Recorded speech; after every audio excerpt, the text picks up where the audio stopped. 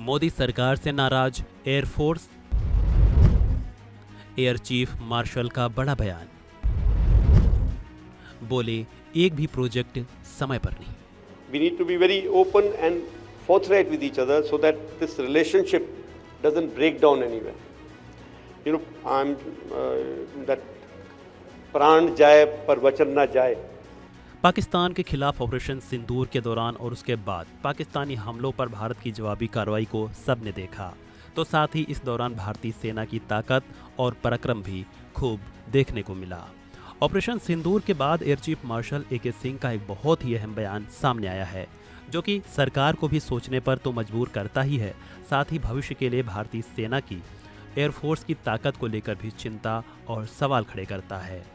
देश के air chief martial Amarpreet Singh ने डिफेंस डिलीवरी में हो रही देरी पर नाराजगी जताई है। भारत और पाकिस्तान के बीच 4 दिनों तक चली लड़ाई के बाद अपनी पहली सार्वजनिक टिप्पणी में एयर चीफ मार्शल ने रक्षा सौदों की आपूर्ति में देरी पर निराशा जताई। एयर चीफ मार्शल ने कहा कि दिनों दिन जंग का रूप बदल रहा है, हालिया स्थिति ने भी यही आभास कराया है। हम ये नहीं कहते हैं कि हम में कैपेबिलिटी नहीं है या नए तकनीक के हथियार बनाने की कैपेसिटी नहीं है।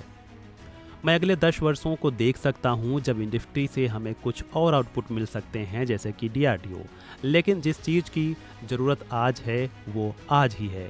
सेना और इंडस्ट्री के बीच खुलापन भी होना चाहिए। I think to some extent we need to create some incentive, some good environment so that we get the best people for the job. We are not able to get the best people for the job. People are going outward, they are going and working for some other countries. I think we need to retain them here by giving them good payment, good incentive, good work environment, maybe some recognition.